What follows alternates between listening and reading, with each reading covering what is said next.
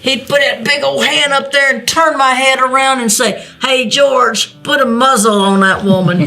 For decades, Nancy Jones stayed silent.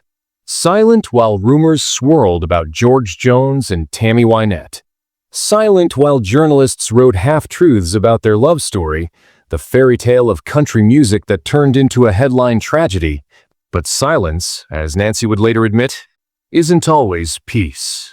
Sometimes it's just a wound that never closes. In the glow of the spotlight, George Jones and Tammy Wynette were the perfect pair, Mr. and Mrs. Country Music. To the world, their songs were living proof that love conquers all. But behind that glitter and applause, there were nights of heartbreak, moments of fear, and the kind of emotional storms no camera ever caught. Nancy, who would one day become George's last and truest companion, saw the fragments of this truth. And for years, she carried them, quietly, respectfully, because she believed some things were better left in God's hands. But time has a way of demanding honesty. After George passed and Nancy herself survived a near-fatal illness, she felt something awaken inside her, a voice that had waited too long to speak. And when she finally told her story, it changed everything we thought we knew about George, about Tammy, and about the price of loving a legend. Her revelations weren't vengeful. They were confessions wrapped in compassion, an honest attempt to show who George really was. A man capable of greatness, yet haunted by demons he could never fully escape. And when Nancy finally spoke, fans didn't just hear about one man's brokenness. They felt the humanity behind the myth. Because the truth about George Jones and Tammy Wynette isn't just a story about country music. It's a story about the limits of love, the power of forgiveness, and how even the strongest hearts can fall apart when the world keeps watching. And to understand Nancy's truth, we have to go back, before fame, before chaos, to the woman who started it all, Tammy Wynette. Long before the rhinestones and standing ovations, Tammy Wynette was Virginia Pugh, a girl from a cotton field in Tremont, Mississippi, who dreamed of singing her way out of poverty. Her hands were calloused from labor, her spirit heavy with responsibility. She married young, had children early, and life gave her very little mercy. Her big break came with "Your Good Girl's Gonna Go Bad," a song that mirrored her own journey, the transformation of a woman who'd had enough of being told she couldn't. Nashville finally listened. Soon, her music became an anthem for women everywhere. The broken, the hopeful, the ones trying to stand tall after being knocked down. But behind that success was loneliness. Fame had a way of isolating her, of making her smile through exhaustion and pain. And it was during this time, on tour, that she met the man who would change her life forever. George Jones wasn't just another country singer. He was the voice of the South, the living embodiment of heartache and honky-tonk soul. Tammy admired him long before she ever shared a stage with him. And when their paths finally crossed, it was as if two storms collided, beautiful, dangerous, and impossible to stop. The world saw sparks. But what was beginning wasn't just romance. It was the start of a love story that would both elevate and destroy them. When Tammy Wynette and George Jones met, they were both broken in their own ways. George was battling alcoholism. Tammy was still reeling from an unhappy marriage and the pressures of sudden fame. But when George looked at her, something in him softened. He once said, "When I saw Tammy, I saw the woman I always sang about but never found." Their chemistry was undeniable, and soon it grew into something deeper.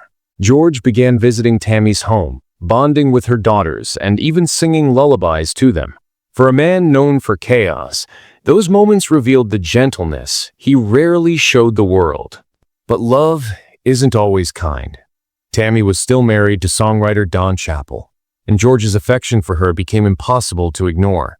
One night, after a heated argument between Tammy and Don, George stood up and made his feelings clear. He told her, "You don't belong in pain." That night marked the beginning of a new chapter, one filled with devotion, passion, and turbulence. Their marriage soon followed, celebrated as a country music fairy tale. Fans adored them. Magazines crowned them Mr. and Mrs. Country Music, and their duets turned into living poetry. Yet, behind the curtain, reality was far from perfect. George's drinking worsened, Tammy's patience thinned, and their dream life began to fracture under the weight of fame and addiction. Still, their love songs kept climbing the charts. Golden Ring, We're Gonna Hold On, lyrics that painted hope even when hope was running thin. They were performing survival in real time, using music as both confession and camouflage.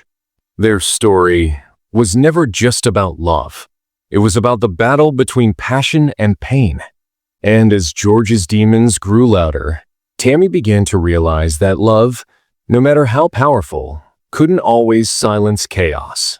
But just when their world began to collapse, another woman, one with faith stronger than fear, would enter George's life and refuse to let him destroy himself completely. Fame is a double-edged sword. For George and Tammy, it magnified everything: their chemistry, their conflicts, their collapse. On stage, they were a perfect match. Offstage, their love was a battlefield. George's drinking spiraled. Promoters would announce his shows, but sometimes he never arrived. Fans called him No-Show Jones, a nickname that both haunted and defined him. Tammy tried to keep him grounded, pleading, praying, and protecting his image, but addiction is a beast that doesn't share control. The stories from those years are the stuff of legend. There were nights when George disappeared for days, driving hundreds of miles on a riding mower just to buy more liquor. There were fights that left scars no one could see. Yet, Tammy stayed longer than most would have, because deep down, she believed in the man behind the chaos. Their relationship was a cycle: passion, destruction, forgiveness, repeat. Fame made it harder to escape the cycle because their pain sold records. The industry needed their drama, but what the tabloids called romantic volatility was really a cry for help. Eventually, the storms became too strong. Tammy filed for divorce, and the fairy tale dissolved. But even apart, they never escaped each other. Every song, every interview, every new headline kept dragging their ghosts into the light. When George finally hit rock bottom, everyone thought it was over: his career, his health, his spirit. But that's when fate intervened. Or maybe, as George later said, it was God. Because right when he had nothing left, a woman named Nancy stepped into his life. And what she brought wasn't fame or forgiveness, it was faith. Nancy Jones didn't fall in love with the legend, she fell in love with the man. When she met George, he was far from his glory days. His voice still carried magic, but his body was tired, his soul worn down by years of addiction and guilt. Most people had written him off. Nancy didn't. She saw beyond the brokenness. In interviews, she said, "God didn't put me in George's life to leave him. He put me there to fight for him." Their relationship wasn't easy. She faced nights of fear, public humiliation, and the endless test of loving someone still fighting his demons. But Nancy's love came with boundaries. Unlike the enablers before her, she demanded accountability. She pushed George toward faith, toward sobriety, and toward the version of himself he had long buried under whiskey and regret. At first, George resisted. He was stubborn, haunted by fame, guilt, and the weight of failed marriages. But Nancy stood firm. She became both his anchor and mirror, showing him what redemption could look like if he chose it. Slowly, the transformation began. George started praying again. He started showing up. And for the first time in decades, he began to believe that maybe, just maybe, his life wasn't over. Nancy's presence was more than love. It was grace in human form. She didn't erase his past, she helped him face it. And when she finally decided to tell her story years later, it wasn't to rewrite George's legacy, it was to complete it. Because Nancy knew the world had only seen one version of George Jones, the singer, the sinner, the myth. But behind all that was a man who'd been saved by faith, forgiveness, and the kind of love that refuses to quit. And her truth would not only honor his memory, it would shake everything fans thought they knew about the most famous love story in country music. After the divorce, Tammy Wynette never really escaped the ghost of George Jones. Even when she remarried, her songs still sounded like love letters to him, and he knew it. Golden Ring. Two-story house. We're gonna hold on. Every lyric felt like a page from their unfinished book. But offstage, Tammy's life took a darker turn. Chronic pain, complicated surgeries, and dependence on prescription medication began to dominate her world. Friends noticed her growing frailty, her isolation, and the haunting sadness behind her trademark smile. Rumors began to swirl. Some said she was struggling with addiction. Others whispered about manipulation by those around her. Yet, despite her pain, Tammy kept performing. Her devotion to her fans was unshakable. Even as her health crumbled, she would collapse backstage, then rise moments later to sing with the same power that made her a legend. It was as if she believed stopping would mean surrendering, and Tammy Wynette didn't surrender easily. Then, in 1998, the unthinkable happened. Tammy was found lifeless in her Nashville home.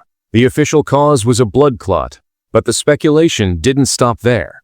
Questions emerged about her medical care, about the people who had surrounded her in her final months. Some fans even claimed there was more to the story, that Tammy's final days were far darker than anyone admitted. George Jones, who was remarried to Nancy by then, was devastated. Despite all their history, despite everything that went wrong, Tammy had been his first true love. At her funeral, George wept openly. He said later, "When I lost Tammy, a part of me died too." And yet, there was something almost divine in how their stories remained intertwined, even in death.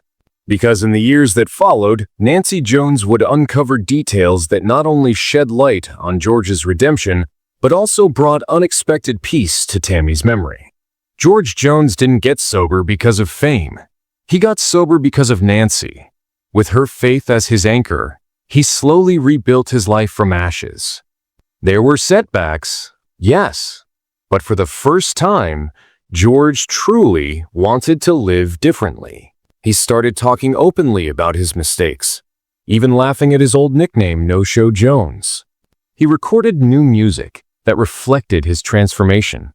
Songs like Choices and I Don't Need Your Rockin' Chair. Each lyric sounded like confession. The old pain was still there, but now it carried wisdom. George began attending church, reading scripture, and talking to fans about God's mercy. Nancy would often say that George wasn't just saved from addiction, he was saved from himself. And that's what made his final years so remarkable. He wasn't running anymore. He was reconciling. One of the most emotional moments of his late life came when he reconnected with Tammy's daughters. Nancy encouraged him to reach out, to heal what had been left broken for too long. And when George finally did, it felt like the full circle of grace. By the time he recorded his final album, he knew the end was near. But unlike the wild young man who'd once tried to escape his pain with a bottle, George now faced life and death with peace. When he passed in 2013, Nancy held his hand, and she later said, "He died sober, forgiven, and loved. That's all he ever wanted." But even in death, his story wasn't finished. Because what Nancy revealed after, the stories, the journals, the moments no one had ever heard, changed everything fans thought they knew about who George really was. After George's passing, Nancy spent years in quiet reflection. Then one day, she decided the truth had to be told, not to sell books or spark controversy, but to set the record straight. In her memoir, Playin' Possum, Nancy peeled back layers the public had never seen. She shared intimate memories of George's last days, his regrets, and the moments that defined his redemption. She also spoke honestly about the darker sides, the manipulation, the enablers, the people who profited from his pain. Nancy revealed how she'd often found George talking to Tammy's picture, telling her he was sorry. Sorry for how things ended, sorry for what fame had done to them both. It wasn't guilt, it was closure. And it gave Nancy a kind of peace too, knowing that the love between George and Tammy had never truly died. Her book didn't shy away from uncomfortable truths. She spoke of fights, tears, betrayals, but also laughter, forgiveness, and miracles. Fans were shocked, not because the stories were scandalous, but because they were so raw, so human. For decades, George Jones had been a myth, a man larger than life. But Nancy's version reminded everyone that legends are made of flesh and frailty too. And perhaps the most powerful part of her revelation wasn't about George or Tammy at all. It was about grace. The grace that can find anyone, no matter how far they've fallen. When you look back at the story of George Jones, Tammy Wynette, and Nancy Jones, it's not just a story about fame, heartbreak, or addiction. It's about love in all its forms. The love that destroys, the love that redeems, and the love that forgives what the world can't. Tammy's legacy was one of strength through suffering. George's was one of redemption through faith. And Nancy's was about holding on when everyone else had let go. Their intertwined lives became something bigger than country music. They became a mirror for anyone who's ever loved someone flawed, anyone who's ever fallen and tried to rise again. Because the truth is, redemption doesn't erase the past. It redeems it. And that's what Nancy wanted the world to understand. That even legends can change. That broken hearts can heal. And that sometimes, the hardest stories to tell are the ones that finally set you free. So when fans hear George and Tammy's songs now, when that haunting voice hits the first note of He Stopped Loving Her Today, they're not just hearing music. They're hearing a lifetime of love, loss, and the divine mercy that holds it all together. And maybe that's why Nancy finally spoke. Because some stories are too sacred to stay hidden.